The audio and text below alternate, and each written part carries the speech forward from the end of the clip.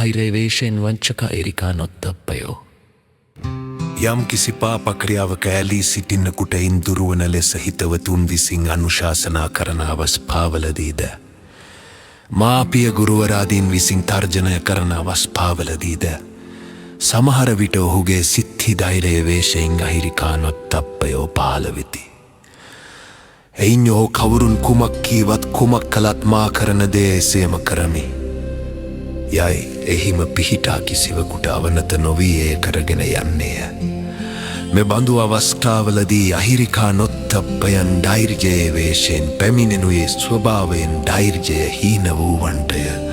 ස්වභාවයෙන් ධෛර්යය ඇති තැනැත්ත කෙරෙහි මෙබඳු අවස්ථාවලදී ධෛර්යයම ක්‍රියා කරන්නේය. අහිරිකා නොත්තප්පයන් බලධර්මයන්ට ඇතුළු කොට වදාරා තිබෙන්නේද ඒවායේ ඇති ධෛර්යය පරාක්‍රම ප්‍රතිරූපකත්වය නිසා බව සිතිය යුතුය. සත්‍යවාදිතාවේශයෙන් වංචක අහිරිකා නොත්තප්පයෝ.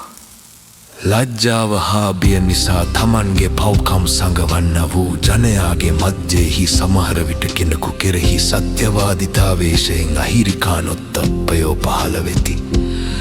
එවයින් වංචිත තැනැත්තේ සත්‍යවාදිත්වය ආකාරයෙන් ලජ්ජාබිය විරහිතව තමාගේ පව්කම් පවසයි. සෘජුත්තය වේශයෙන් වච්චක අහිරිකා නොත්තප්පයෝ. ප්‍රකෘතියෙන් සෘජු බවක් නැතියන් කෙරෙහි සමහර විට සෘජුත්තය වේශයෙන් අහිරිකා නොත්තප්පයෝ පහළ වෙති.